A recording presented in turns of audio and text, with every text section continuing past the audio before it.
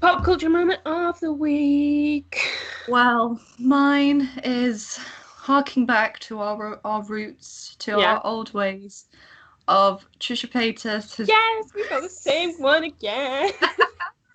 I had a feeling we would, because it's too. ongoing and it's not stopping. So many notes on this. Anyway, finish your sentence, Holly, because I had to interrupt, because the whole time I was like, I know we're going to be doing the same, but I need to ask anyway.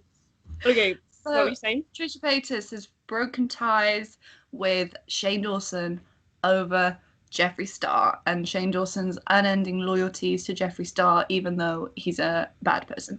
And I think, in summary, that's what. And now she's going off. This is probably the one time that me and Holly are probably going to have Trisha's back in this situation, I think, because honestly, I think probably a lot of us have been in the same situation where you've been quite hurt by someone, and then someone who's your best friend befriends them, and it's hard to be like, please don't be their friend because they've really hurt me, because you don't want to say that. There's a part of you that thinks, that's crazy to say that, and you can't stop someone being friends, but you do feel let down and hurt.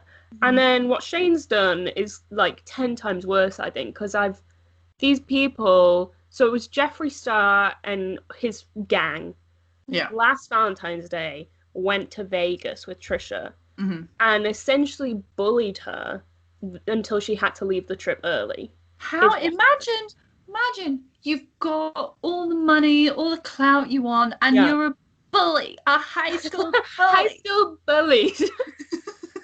But it's true. Like, imagine, how mean do you have to be? These are worse than high school bullies. So some of the things, I think, I'm going to try and remember what they said to her. It was stuff like, they made fun of her skin, which is horrible. Like, how mean. And Hair by Jay, who started this whole drama, by the way, went on live and continued to hate on her skin and say, he was like, of course we were talking bad about your skin, then showed a video that she'd done recently and was like, look how bad it is, to the whole world. And Trisha had filmed this, and you could hear her sobbing in the background. And I was like, that's genuine. Yeah. She went to get like a nacho or something, and Jeffree slapped her hand so she couldn't get one. They made fun of the fact that I don't know if this was on the trip, but they have since made fun of the fact that she rents her houses instead of buys them, which is something Jeffree also made fun of on Ryland's podcast. Yeah, I did see that. And then Ryland was like, I had no idea this was going on, despite the fact that he seems to laugh at that joke and know what it's in reference to. Yeah, because they're sitting there on Ryland's podcast, to sit with the other woman? The woman who, we don't remember her name, but is actually a lovely person and has given the most genuine apology to Trisha, despite not being involved. Said a really genuine, like, I'm sorry if we've hurt you, I didn't know this situation, which is genuine. I don't think she did know the situation. She's met Trisha once. Whereas Ryland came in and essentially gaslighted Trisha. Yeah. And was like, I had no idea this was happening. I wish she'd just come and talk to us. She has evidence that she did.